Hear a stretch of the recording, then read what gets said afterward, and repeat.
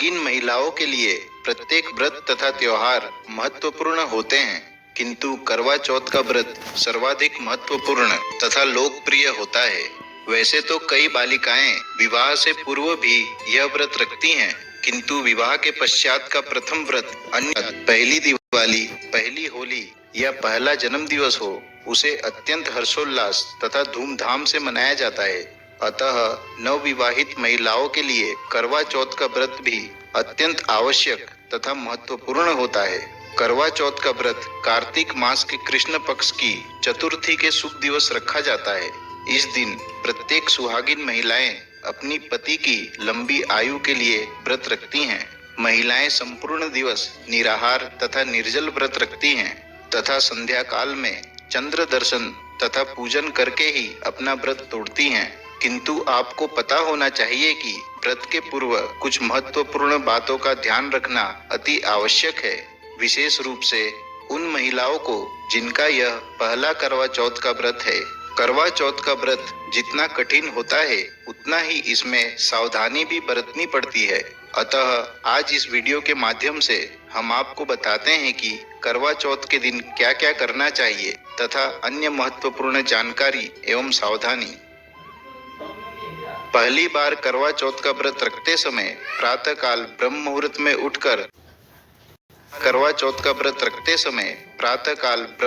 में उठकर सर्वप्रथम अपने बड़ों का आशीर्वाद लेकर ही व्रत का प्रारंभ करना चाहिए। ऐसा करने से आपके परिवार में विकास, सौभाग्य तथा समृद्धि बनी रहती है। साथ ही यह भी ध्यान दें कि करवा चौथ का व्रत रखने पर दोपहर की बेला में शयन नहीं करना चाहिए, किंतु दोपहर के समय प्रत्येक महिलाओं को एकत्र होकर करवा माता के गीत गाने चाहिए तथा अपने परिवार के लोगों के साथ समय व्यतीत करना चाहिए। साथ ही यह भी ध्यान रखें कि करवा चौथ व्रत के दिन किसी भी प्रकार के धारदार चीजें जैसे कि कैंची, सुई या चाकू के प्रयोग से बचना चाहिए।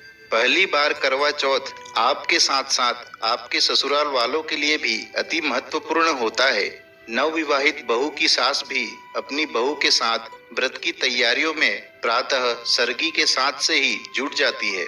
सासू माँ अपनी बहू को कुछ विशेष महत्वपूर्ण उपहार भी देती है, जैसे कि नए वस्त्र, जोड़ा तथा गहने।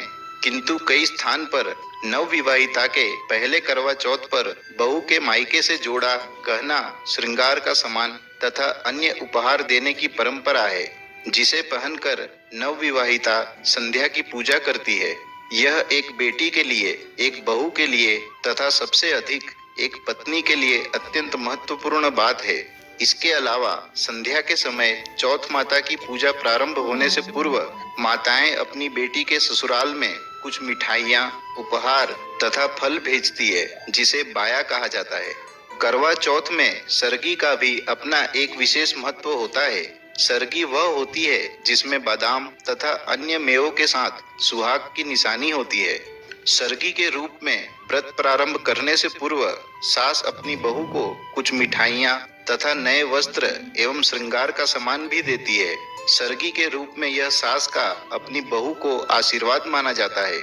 करवा चौथ के शुभ दिवस सूर्योदय होने से पूर्व लगभग 4 बजे के आसपास महिलाएं इस सरगी को खाकर व्रत का श्री गणेश करती हैं। इसके पश्चात संपूर्ण दिवस निराहार या निर्जल उपवास करना चाहिए तथा चंद्रमा उदित होने पर ही अपना व्रत खोलना चाहिए।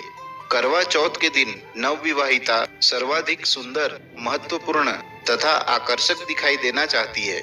अतः जिनका पहला करवा चौथ होता है, वे दुल्हन की तरह तैयार होती हैं, जिसमें लाल रंग का जोड़ा शगुन के तौर पर माना जाता है। करवा चौथ का व्रत महिलाओं के वैवाहिक जीवन से जुड़ा होता है। अतः हो सके तो इस दिवस पूजा के समय महिलाओं को अपने विवाह का जोड़ा पहनना चाहिए। यदि विवाह का जोड़ा न पहन सके तो लाल रंग की साड़ी या लहंगा पहनना उत्तम माना जाता है, क्योंकि लाल रंग सुहाग का रंग तथा प्रेम का प्रतीक माना जाता है। अतः करवा चौथ के दिवस अधिक से अधिक लाल रंग का प्रयोग करना चाहिए।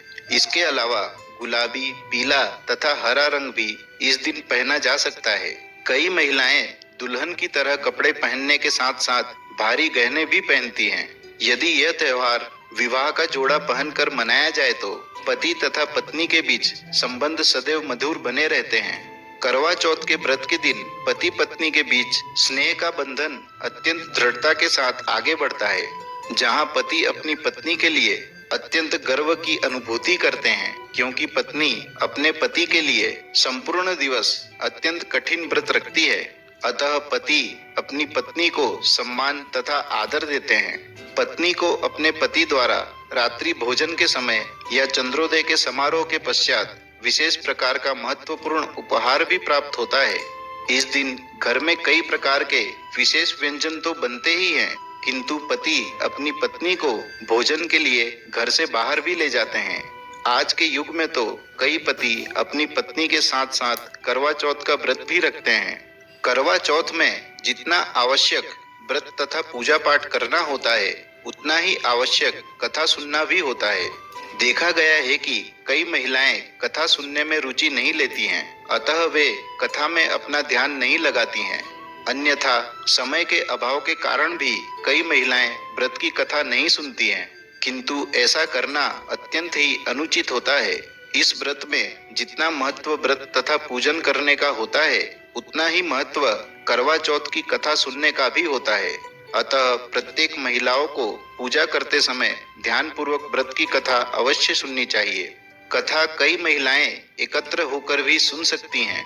साथ ही यह भी ध्यान दें कि पूजा के समय चंद्रमा दर्शन से पूर्व करवा चौथ के गीत तथा भजन कीर्तन भी गाना चाहिए। करवा चौथ पर इस बात का अत्यंत महत्व होता है।